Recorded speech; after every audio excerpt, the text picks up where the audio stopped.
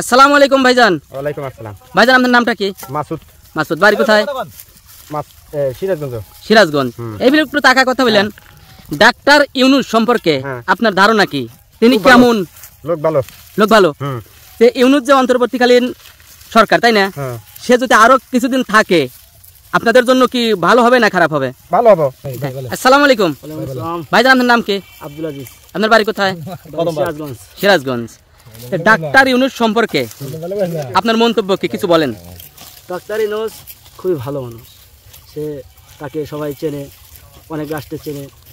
সে সামনে নির্বাচন দিবে 2-3 বছর পরে, তার ভাবনা সে দিক, সমস্যা কি? ডাক্তার ইউনূস যদি আরো কিছুদিন ক্ষমতায় থাকে তাহলে আপনাদের জন্য কেমন হবে? ভালো হবে। ভালো হবে। নির্বাচন দেওয়া তার পক্ষে স্বাভাবিক। জামাত আছে, আওয়ামী লীগ আছে, বিএনপি আছে। আওয়ামী লীগ তো আসবেই না, তবু বলে আওয়ামী লীগকে আনতেছে। যাই হোক, বেশিরভাগ যদি নির্বাচন দেয় তাহলে মনে করেন যে জামাতি টিকে যাবে।